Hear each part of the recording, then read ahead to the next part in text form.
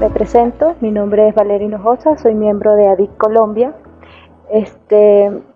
Como ustedes saben, pues ADIC es una escuela técnica que tiene presencia en España, la principal, con dos módulos, con dos sedes permanentes en Colombia, de donde me encuentro, y en Perú. Gracias a Jesús María, a todos los que nos están saludando. Mientras damos inicio a la webinar formalmente, ya nos acompaña el profesor Sergio Zurga. Voy a comenzar a compartirle acerca de un poquito de lo que es ADIC, para quienes no nos conocen. ADIC es una escuela técnica principalmente centrada en el desarrollo del área de ingeniería en construcción y arquitectura.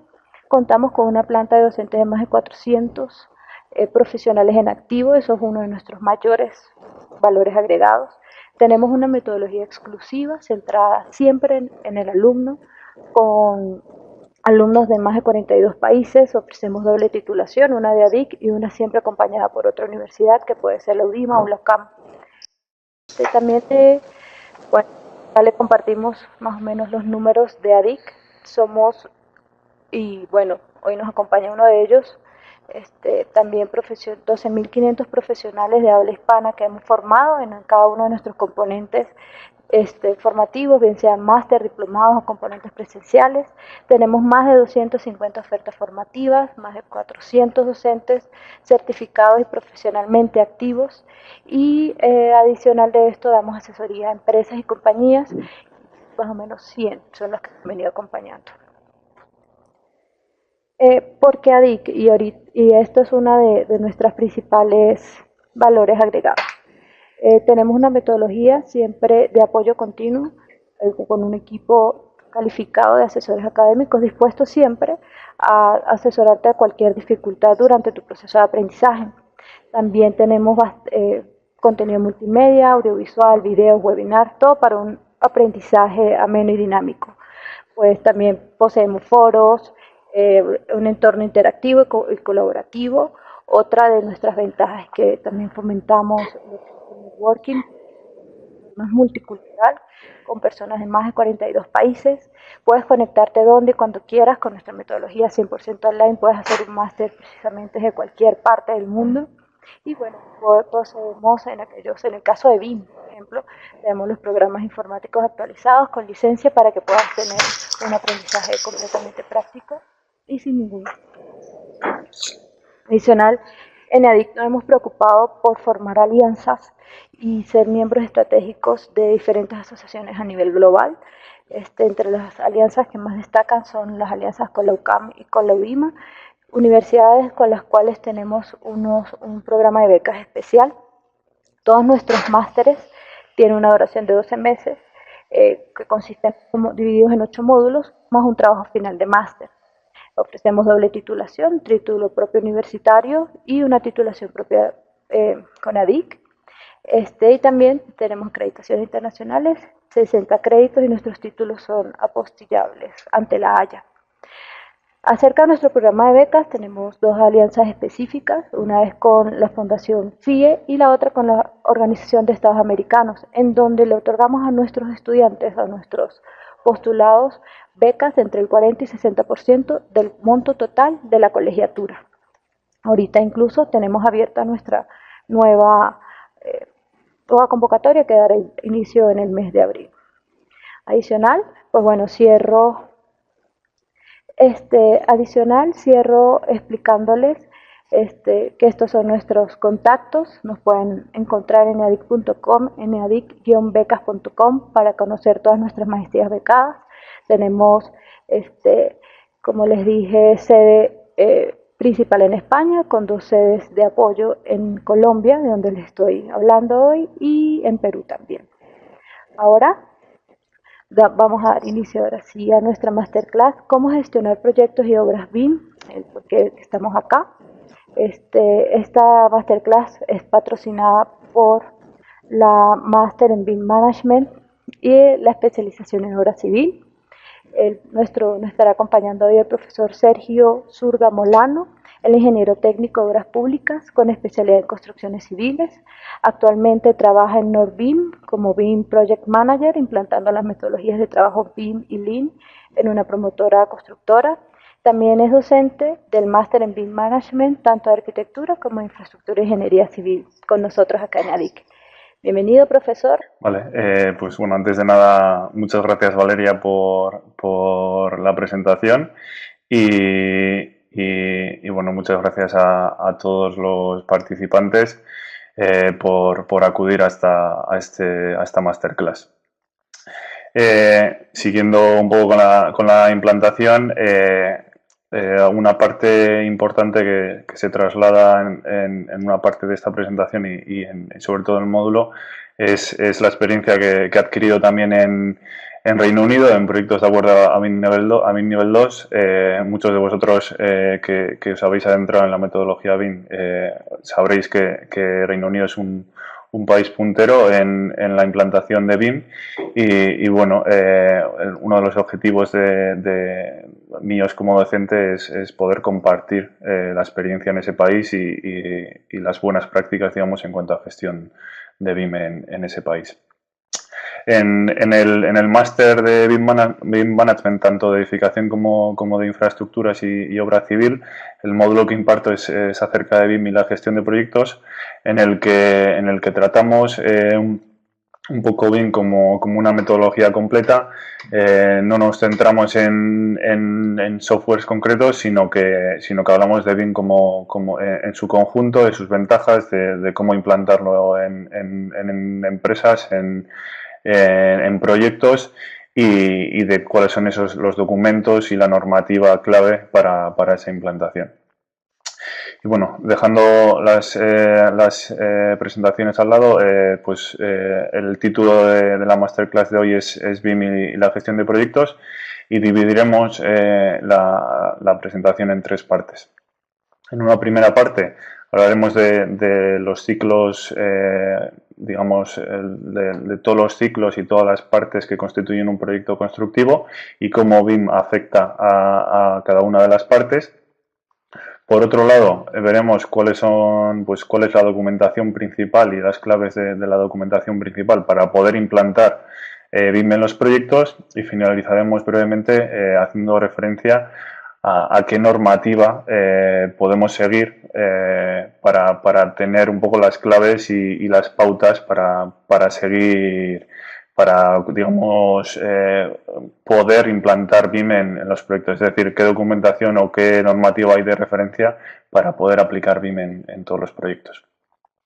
Entonces, bueno, empezando por BIM, lo primero que hay que decir es que pues para los que nos adentramos, una de las primeras impresiones que tenemos con BIM lo tratamos como un software, como una herramienta que genera modelos 3D. Es una de las primeras impresiones, pero debemos ir mucho más allá. Debemos, digamos, tratar BIM como una metodología que abarca un ciclo completo de un proyecto, en el que se gestiona la información, se gestiona la documentación en todo ese ciclo, y queremos, digamos, pensar en el proyecto como un ciclo completo. Es decir, no queremos pensar en un proyecto como diferentes fases que no están conectadas entre ellas. El objetivo es que estén conectadas, que todo el trabajo que se haga en unas fases sea útil en fases posteriores, y digamos que haya un pensamiento común para conseguir siempre ventajas en cada una de las fases individuales, pero sobre todo ventajas al proyecto en su conjunto.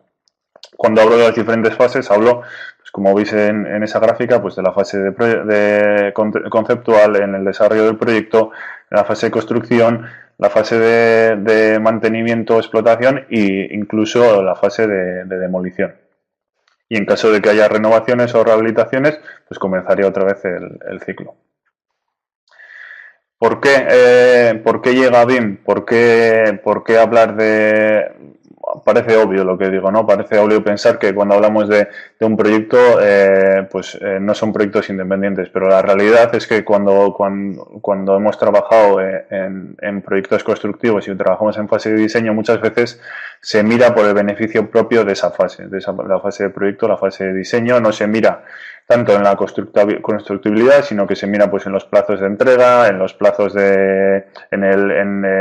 digamos en las ventajas igual técnicas y no tanto en las económicas, o no se mira en la rentabilidad económica en la fase de operación, no se mira en el ciclo de vida del proyecto, sino que se mira pues en fase de diseño. En fase de construcción, pues se mira principalmente pues la rentabilidad económica, los plazos y no se mira de nuevo. Muchas veces se cambia lo que se ha diseñado con un criterio económico que igual, y no un criterio técnico exactamente igual en la fase de operación. Pues en fase de operación muchas veces no se utiliza la información que llega desde las fases anteriores porque no es útil, porque no se ha pensado en generar esa documentación para que sea apta para esa fase. Y de nuevo no hay una conexión entre esas fases, que en esa gráfica que veis ahí está representados por muros, es decir, que lo que quiero representar ahí es que parecen fases independientes. Eso lo que supone es que hay falta de comunicación, o digamos que las causas para que sean fases independientes es que hay una falta de comunicación entre las partes. Eso produce errores, produce sobrecostes, produce retrasos, produce que el cliente no esté satisfecho con el producto final. En definitiva, supone problemas, supone sobrecostes y supone retrasos.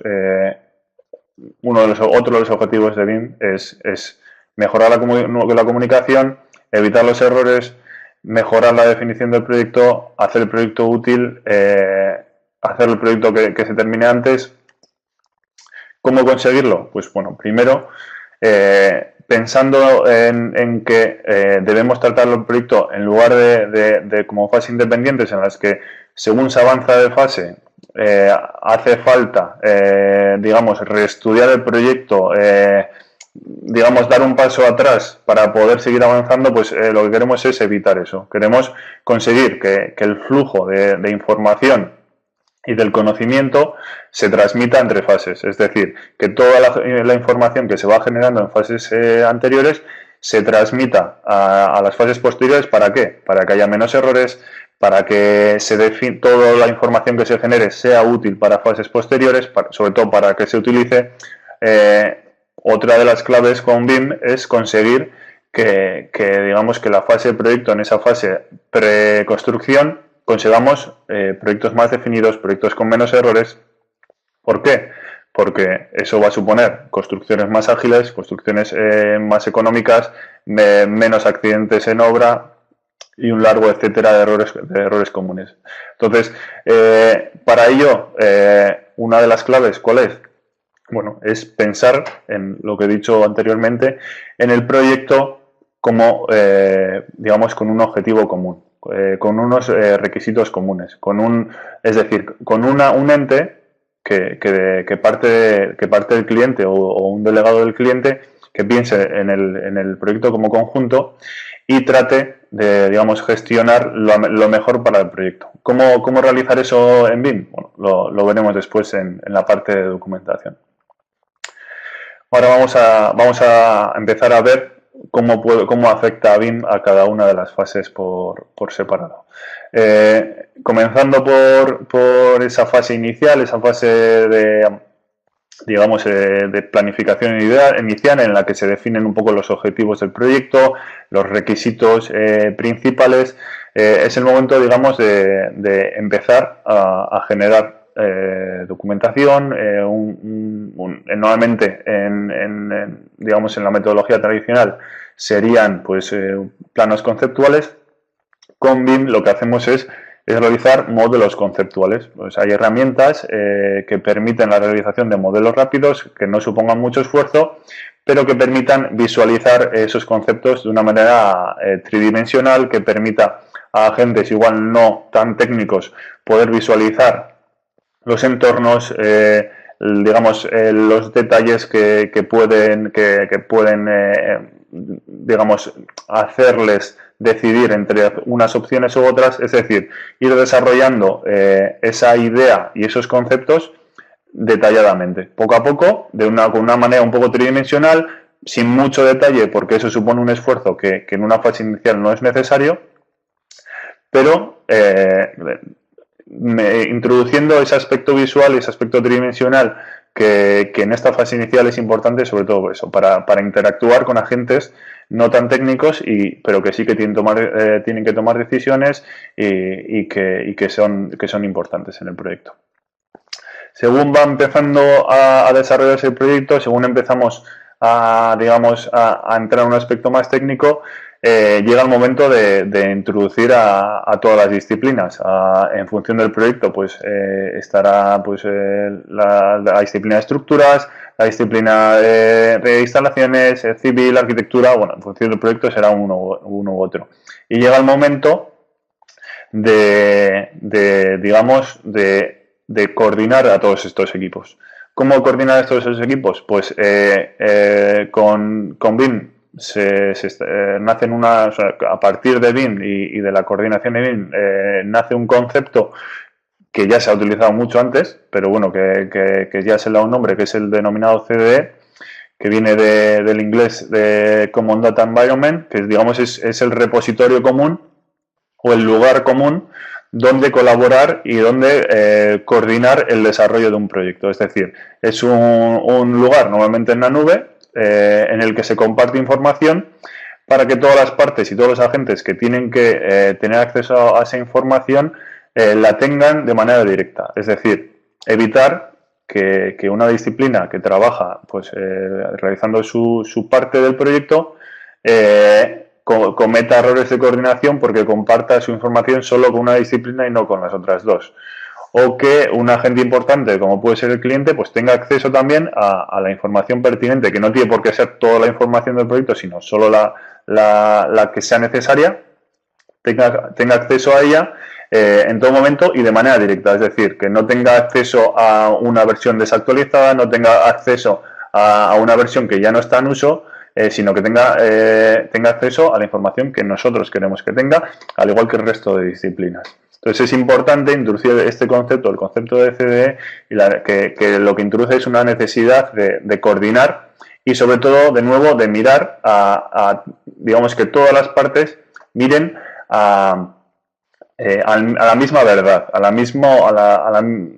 mismo punto o origen de información. Eso es un aspecto muy importante que se gestiona pues, desde estos repositorios. Como también llega otro concepto que es el denominado Class Detection, que es también, pues, digamos, según vamos desarrollando estos modelos, claro, vamos desarrollando estos modelos, cada disciplina desarrolla sus modelos, pero llega un momento en el que tenemos que empezar a unir todos esos modelos mediante herramientas y asegurarnos que están coordinados. Es decir, no nos vale que el modelo de arquitectura esté muy detallado, esté con mucho detalle y cumpla con la normativa, si luego las estructuras y las instalaciones pues no están coordinadas, las estructuras pues son más grandes, o sea, los pilares necesarios son más grandes que los que se han representado en el modelo de arquitectura y las instalaciones no caben por los huecos propuestos en el modelo de arquitectura. Es decir, que al margen de que cada modelo sea correcto de manera individual, lo más importante es que cada modelo y cada información de cada disciplina sea apta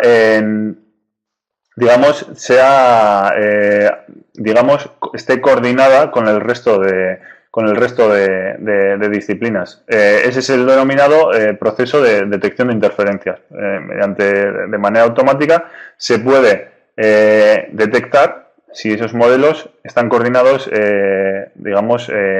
si cumplen una serie de distancias mínimas entre unos y otros. Digamos, ese es el proceso natural que de manera tradicional pues consistiría en pues, avanzar cada uno con sus planos, con sus modelos, llegar al final, chequear si está coordinado y pues modificar los aspectos que no estén coordinados. Un aspecto también importante con BIM es intentar evitar eso. ¿Por qué? El proceso de coordinación es bueno, pero si esperamos al final para llegar a coordinar los diferentes elementos de cada una de las disciplinas, lo que estamos consiguiendo es llegar al final del proyecto, una vez hemos definido muchos aspectos, una vez hemos desarrollado mucho nuestro diseño, con errores de coordinación claros. El objetivo es, según vamos desarrollando nuestros modelos, según vayamos desarrollando nuestro diseño, asegurarnos mediante comunicación y mediante colaboración que estamos coordinados con el resto de disciplinas. Es decir, no esperar hasta el final, que ese sería el denominado Clash Avoidance Process. Es decir, evitar esas interferencias durante el proceso, en lugar de esperar hasta el final. Ese es un proceso importante y un aspecto importante a tener en cuenta en la fase de generación del proyecto. Otro aspecto muy importante con BIM es sobre todo aprovechar que desde, digamos, un lugar único podemos extraer la documentación del proyecto. ¿Qué lugar es ese? Pues es el modelo. Es decir, de manera tradicional estamos acostumbrados a, por un lado, sacar unos planos en planta, por otro lado, sacar unas secciones, de una manera con otro software o midiendo a mano, sacar las mediciones, con otras herramientas, sacar infografías, y el objetivo con BIM es evitar duplicar, porque lo que estamos haciendo así es duplicar la generación de diferente documentación e intentar centralizar esa generación de información. ¿Por qué centralizar? Porque al final, si partimos de un único punto de partida y sobre ese punto de partida vamos generando esos planos, esas mediciones, esas infografías, lo que conseguimos es mayor coordinación, no depender de la coordinación manual, sino que simplemente asegurarnos en todo momento que tenemos el modelo actualizado, y a partir de ahí ya tendremos las mediciones, ya tendremos las secciones actualizadas, ya tendremos los planos actualizados y ya podremos sacar las infografías. Es decir, no depender de que tengamos elementos independientes, sino que estén centrados en el desarrollo de ese modelo, y a partir de ahí trasladar la generación del resto de información. Otra parte importante y sobre la que se puede ser eficiente y se pueden sacar mucho provecho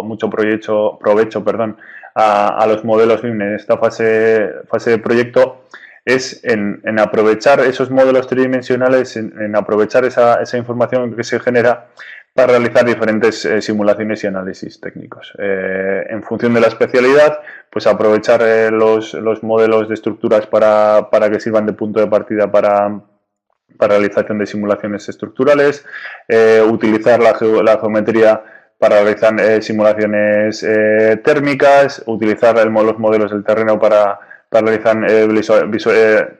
simulaciones de visibilidad, de geometría en la calzada. Es decir, en función de cada disciplina, aprovecharnos que hemos hecho un esfuerzo en el desarrollo de esos modelos y de esa información para hacer comprobaciones técnicas. Es decir, no tratar, siempre que sea posible, esos aspectos de chequeo y análisis como elementos independientes a la generación de esa información.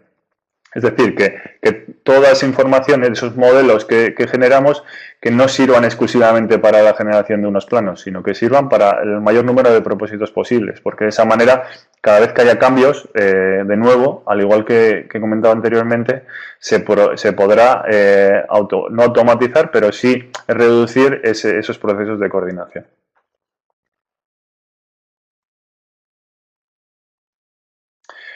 Pasando a la fase de construcción,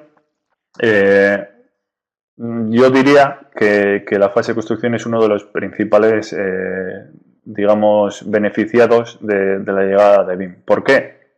Porque con BIM, como vemos, pretendemos primero conseguir un diseño mucho más detallado, mucho más coordinado, y eso al final lo que va a producir es menos errores en obra, menos necesidad de tener que realizar esas soluciones o esas reparaciones en obra, y porque todos esos modelos que generamos, si se han desarrollado correctamente, pueden aprovecharse también en fase de obra para sacar esas mediciones, para realizar certificaciones, para realizar simulaciones temporales o planificaciones. Es decir, no solo nos quedamos con la mejora del proyecto, sino que también podemos aprovechar esa información que se ha generado para usos propios de esa fase de construcción. Entonces, no son más que ventajas.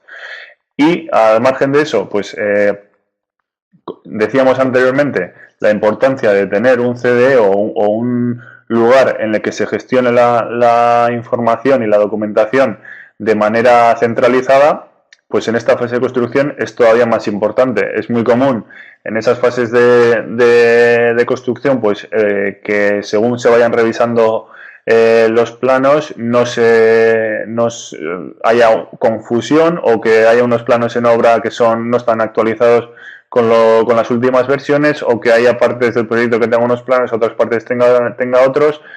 Si tenemos a todas las partes pertinentes teniendo acceso a la misma información, a las mismas revisiones en el mismo lugar, evitaremos errores de coordinación y digamos, centralizaremos esa búsqueda de información. Como decíamos, a base de aprovecharnos del modelo, podremos conseguir poder extraer mediciones, realizar certificaciones, seguimientos, y eso en el mundo BIM son los denominados BIM 4D, que hace referencia a la planificación utilizando esos modelos 3D o vinculando las tareas en los modelos a tareas, digamos, vincular los elementos del modelo a tareas de la planificación, y el denominado BIM 5D, que parte de realizar esas mediciones, ese control de costes, esa vinculación de los elementos del modelo con costes económicos.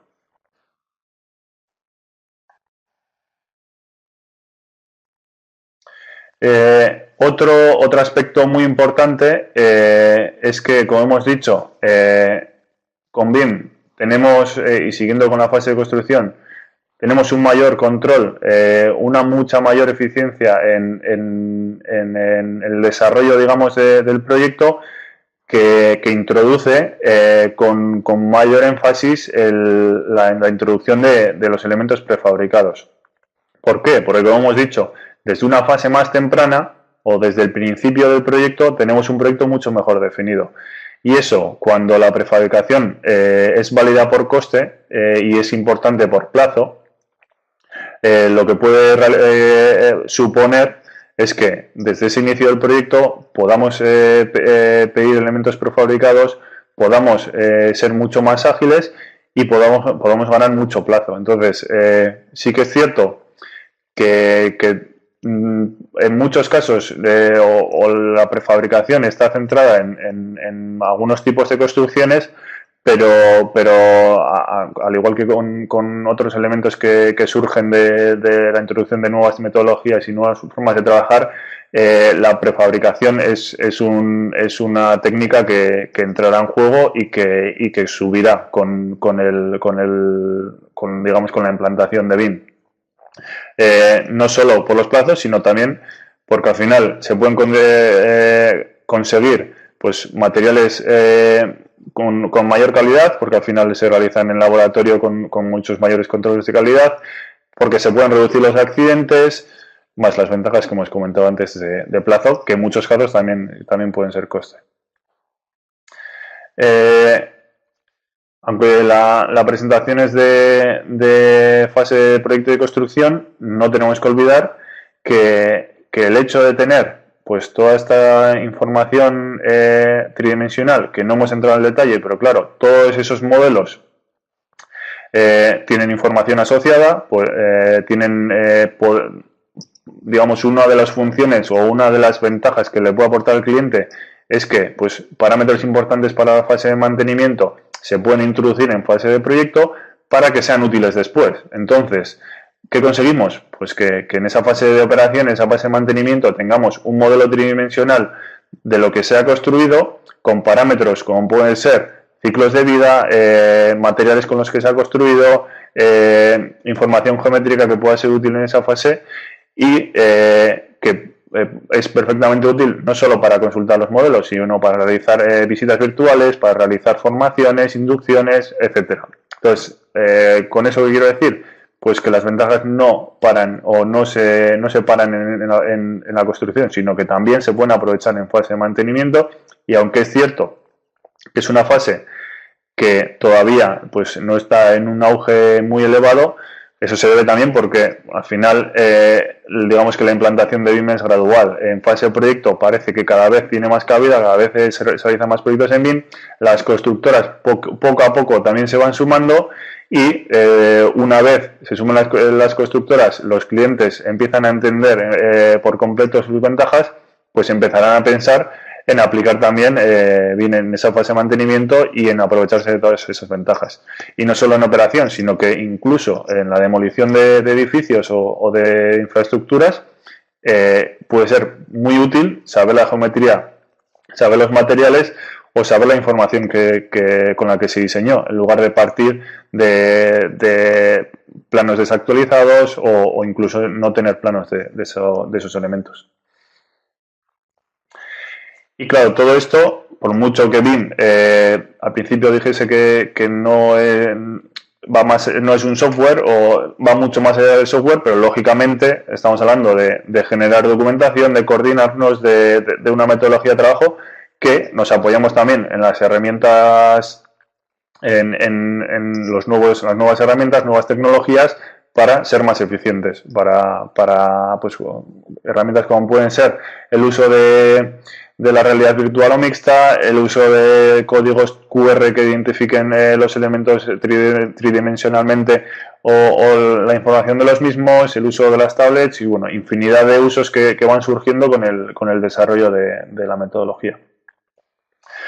Pero bueno, siempre comento lo mismo. Vale, esto es muy bonito, pero ¿cómo conseguimos esto? Vale, porque estas son las ventajas del proyecto.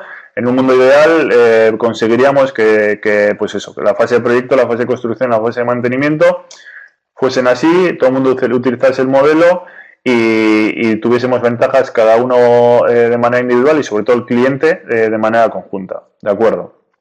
Pero ¿cómo conseguimos eso? Pues por dos lados, o yo creo que hay dos maneras de actuar. Por un lado, la documentación aplicable a cada proyecto. Que es la que vamos a partir ahora. Esa documentación aplicada a cada proyecto, si realmente desde el inicio del proyecto queremos tener ventajas, tenemos que partir de que el cliente, cuando contrate y cuando defina cómo se tiene que hacer el proyecto, tiene que indicar cómo quiere que se haga. Y no solo cómo quiere que se haga técnicamente, sino cómo quiere que se haga en BIM. ¿Cómo definir eso? Pues en BIM una manera de definir a esa definición o una manera de llamar a esa definición de esos requisitos son los denominados EIR en inglés o los Employer Information Requirements. Esos requisitos que parten de la denominación británica son los requisitos que define el cliente para cómo se tienen que generar todos los procesos BIM del proyecto, cómo se tienen que generar los modelos, cómo se tiene que colaborar entre las partes, qué método o qué herramienta se va a utilizar para colaborar. Todo, en fase de proyecto, los elementos que se generen, si tienen que tener parámetros adicionales, si tienen que seguir una nomenclatura concreta.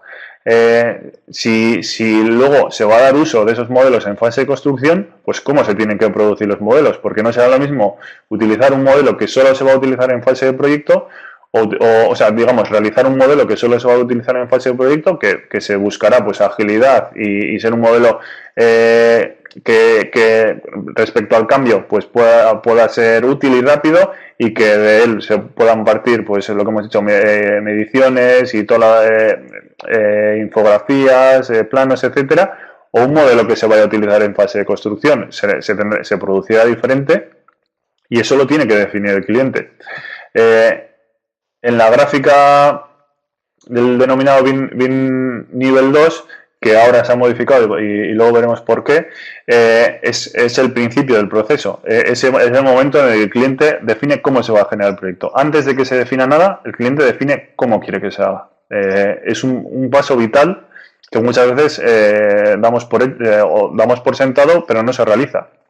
Dejamos que el proyectista haga el modelo BIM o la estrategia BIM del proyecto, porque el cliente muchas veces no está formado y no entiende el alcance de la metodología. Entonces, primer punto, importantísimo que el cliente defina cómo se tiene que realizar el proyecto, la estrategia del proyecto. Segundo paso, bueno, el proveedor tendrá que responder. O sea, el proveedor, y como proveedor trato tanto al proyectista como al constructor, tendrá que decir, bueno, vale, tú como cliente me has indicado una serie de requisitos, como promotor, como administración pública o como cliente privado, y pues yo primero te tengo que demostrar si hay una licitación que puedo cumplir con esos requisitos y te voy a explicar cómo, y te voy a realizar un plan en el que te voy a explicar cómo voy a desarrollar yo el proyecto de acuerdo a la metodología BIM, cómo voy a desarrollar los modelos, cómo voy a coordinar con otras disciplinas, qué detalle voy a meter en los elementos, qué herramienta voy a utilizar para colaborar. Si tú no me lo has definido, ya te lo defino yo. Y si me lo has definido, pues te voy a definir cómo, qué equipo tengo, qué capacidad tengo y, en definitiva, voy a demostrarte que puedo cumplir con eso. Eso, digamos, sería un paso que se realiza en fase de licitación y es el denominado plan de ejecución BIM o el BEP precontrato o el pre-BEP, que también se denomina. Si se me adjudica el contrato, entonces tendré que hacer un plan de ejecución BIM, pero mucho más detallado, porque ya tendré que, digamos, profundizar en cómo voy a desarrollar el proyecto. ¿Por qué? Porque ya no estaré generando un proyecto solo para demostrar al cliente que voy a cumplir con sus requisitos, que eso es uno de los aspectos que cumplo, que ya he cumplido antes, sino que al margen de eso voy a realizar un proyecto, o sea, un plan de ejecución y un documento que va a servir de guía a todos los agentes, es decir, a los arquitectos, a los ingenieros de instalaciones, a los ingenieros de estructuras, etcétera, etcétera, etcétera, para tener un documento común en el que vamos a definir cómo se va a desarrollar el proyecto de acuerdo a BIM, qué herramientas vamos a utilizar, con qué versiones, qué sistema de coordenadas, qué elementos de codificación, etcétera, etcétera, etcétera. Es decir, que pasamos a un documento que era vital para poder conseguir el proyecto y para hacerle entender al cliente que podemos cumplir con sus requisitos, a un documento que cumple con eso y además de eso tiene digamos, un propósito interno, un propósito de definición técnica. Y digamos, ese es el segundo paso. Y después de ese paso ya, avanzando con el círculo, empieza el momento de generar la documentación, tanto gráfica como no gráfica. Es decir, que no empezamos a generar esos modelos, no empezamos a desarrollarlos hasta que hemos definido cómo y el cliente nos ha aprobado cómo. Si no, al final podemos estar desarrollando técnicamente y virtualmente o geométricamente un modelo y una información que igual no es lo que quiere el cliente. Entonces es importante que se defina eso, se apruebe y se empiece a generar el modelo. Y digamos, esa era la primera parte en la que hablábamos de, en un proyecto concreto, cómo poder, digamos, dar ese pegamento a las diferentes fases, es decir, cómo poder unir que las diferentes fases puedan comunicarse. Hemos hablado al principio que era importante que lo que se genera en la fase de proyecto luego se puede utilizar en fase de construcción. Pues bueno, esos son los EIR. El cliente tiene que decir, oye, proyectista, genera un modelo que sirva para fase de construcción, que sirva para que ellos saquen las mediciones, que sirva para que ellos puedan digamos, realizar la planificación, que sirva, que esté coordinado, que no tenga errores, que luego, porque no solo va a tener ventaja la fase de construcción, sino que va a tener ventaja el cliente, porque va a haber menos errores, va a estar menos definido, va a venir con menos sobrecostes, etcétera, y va a entrar en plazo, o va a estar más cerca de entrar en plazo, que bueno, que lógicamente con BIM no llega a la perfección y todos los proyectos son perfectos, sino que también habrá problemas, pero el objetivo es minimizarlos. Entonces, digamos, esos EIR, esos BEP, etcétera, es la documentación aplicable al proyecto. Pero claro, esa documentación ¿Cómo se genera? ¿O con qué plantillas? ¿O lo hace cada empresa como quieren? ¿Qué tienen que indicar en esos documentos? ¿Cómo generarlos? Porque al final, si no los hemos generado nunca, ¿qué base vamos a seguir? Pues bueno, aquí es cuando entra en juego la normativa, que hasta hace poco no había normativa internacional que definiese estos aspectos, había una normativa británica, que eran las denominadas PAS 1192 y también la BS 1192, que incluía muchos de estos aspectos, también de cómo colaborar, etcétera. Y esa normativa británica ha pasado a norma internacional. Y ahora ya tenemos dos normas internacionales, que son esas ISO 19650, parte 1 y 2. Vendrán muchas más, que ya son, digamos, una realidad en las británicas, pero están pasando a normativa ISO. Y esas normas, esas ISOs, definen esos procesos, esos requisitos del cliente, esos BEP, esa necesidad que tenía el sector de hablar de estos aspectos, de definir unos requisitos y de servir de guía para estandarizar el uso de BIM a nivel internacional. Al margen de esta normativa internacional, pues luego cada país deberá incluir anexos que se adapten, porque igual hay aspectos también genéricos que no tienen una, digamos, o sea, que deben aclararse o que deben incluirse anexos. Entonces, ya está la normativa, digamos, internacional en inglés, y luego, pues cada país, cuando acoja esas normas, pues incluirá un anexo, que eso en el caso de España todavía no está. O sea, todavía no hay una norma ISO 19000 en castellano. La habrá, de hecho está en desarrollo, pero bueno, ya hay una internacional que no es poco. Y bueno, y con eso, pues bueno, gracias por todo. Espero que haya resultado útil, y bueno, voy a pasar un poco a la contestación de preguntas. Bueno, muchísimas gracias, profesor. Profe, ya comenzaron las preguntas por el chat. Andrea. A ver. Mira, Andrea Pazmiño pregunta, ¿para América Latina, en especial Ecuador, hay alguna normativa? Pues en Ecuador en concreto, de memoria, diría que no. Sí que es cierto que se están desarrollando en diferentes países. Que recuerde de memoria, en Chile, en Perú, en México, o sea, hay diferentes países que sí que tienen normativa, y en muchos otros países se está desarrollando. Como decimos, cuando no hay ninguna, pues ahora nos queda, antes no había nada, ahora al menos hay una norma internacional a la que poder acudir en inglés, pero bueno, sí que hay información. Ok. Daniel Castrejón pregunta, ¿cómo puedo pedirle unos requerimientos a un cliente que no sabe de BIM? Claro, eso es uno de los...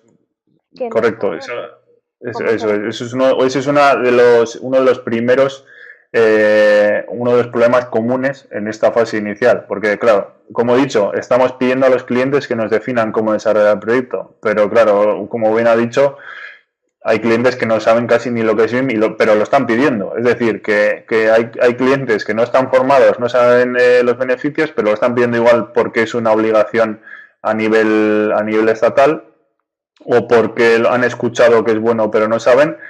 Pues es una muy buena pregunta que parte de la formación, y habrá que asesorar al cliente pues para que se forme. Puede ser una oportunidad para formarles, y habrá que digamos, si aún así, aunque le asesoremos, aunque le digamos que le guiemos en esa formación, pues no sabe, pues entonces llegará el momento en el que nosotros tendremos que tomar la decisión de cómo generar el proyecto.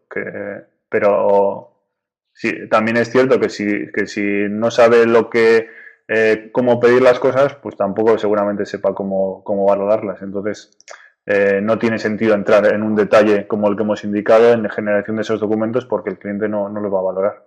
¿Cómo se puede utilizar BIM en una plataforma? Complicado. En Macintosh, bueno, BIM como metodología, pues bueno, se pueden generar documentación, pero las herramientas normalmente no están equipadas para Macintosh. Con emuladores. Aquí pregunta Morelia, En la realización de los proyectos, las mediciones son importantes, por lo menos para el modelo venezolano, donde se trabajan con valuaciones, que las mediciones están ligadas a cobrar por metro cúbico construido. Sí, es importante. Y Esteban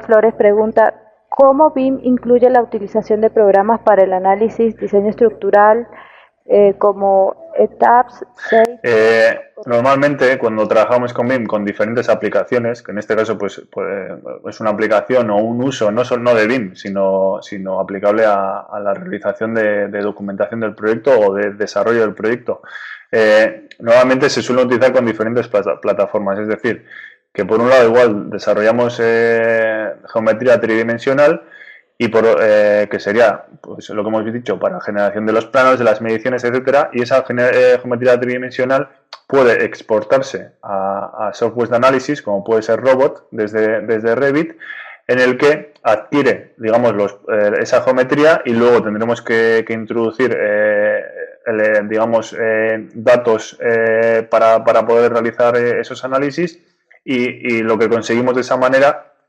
no es realizar el cálculo o el análisis en la propia herramienta que ha generado ese elemento tridimensional o ese modelo BIM, sino que aprovecharnos de esa información para no tener que introducir esa geometría en el modelo analítico. Bueno, aquí hay varias preguntas relacionadas al software. Una es, ¿qué tipo de software se utilizan para la metodología BIM? ¿La metodología BIM solo contempla programas de Autodesk o se pueden ligar con otros programas? Creo que Erika también lo contestó. Es normal, estas preguntas son normales. Digamos que BIM, cuando hablamos de BIM, por mucho que liguemos y hablemos mucho de modelos y de geometría, etcétera, BIM no es un software. Digamos, es el desarrollo de proyectos, es una metodología de trabajo que se basa en la comunicación, en la colaboración, en el desarrollo conjunto de esos proyectos, en ligar las diferentes fases, y para eso, en función de la disciplina, pues se utilizan unas herramientas u otras. Entonces, pues sí que es cierto que las herramientas de Autodesk pues son un poco a primera vista unas herramientas potentes como pueden ser Revit o Civil 3D o Navisworks, que se utilizan mucho en entornos BIM, pero no son las únicas, sino que se pueden utilizar pues en el caso de arquitectura Archicad o muchos otros software, es decir, que se puede realizar o desarrollar proyectos de acuerdo a la metodología BIM con herramientas que no son de Autodesk, por supuesto. Bueno, ya para finalizar, acá, ¿por dónde comenzar para lograr llegar a dirigir y gestionar un proyecto? ¿Por dónde empezar? Pues buena pregunta. Por el principio, es decir, por la formación, por las probaturas, por proyectos pilotos, por intentarlo y por no tener miedo al cambio. A partir de ahí, pues en función de la voluntad y del tiempo que invirtamos, pues se podrá avanzar más o menos, pero con ganas y medios todo es posible. Muchísimas gracias, profesor. Yo creo que ya de esta manera damos por finalizada la ronda. Igual les recuerdo a todos los asistentes que la grabación de esta webinar estará siendo compartida también en YouTube y nosotros les estaremos enviando el link.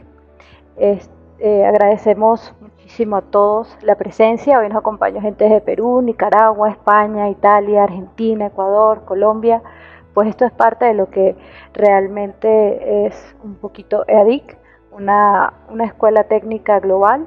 El profesor Sergio Zurga es docente del máster en BIM Management en especialización de arquitectura y también el de obra civil. Si ustedes quieren conocer un poquito más acerca de los proyectos que nosotros ofrecemos a la ingeniería y arquitectos, pueden visitar eadicbecas.com. Acá en este momento les estoy copiando el link en el chat para que puedan asistir y pues los invito, aprovecho para invitarlos mañana que estaremos con este ciclo de webinars. Mañana estaremos tratando de lo que debe saber un ingeniero o arquitecto acerca del marketing. Si desean también inscribirse, por acá está el link de inscripción, se los comparto en la cajita del chat para los interesados que también quieran formar parte de este ciclo de masterclass de formación integral para todos ustedes.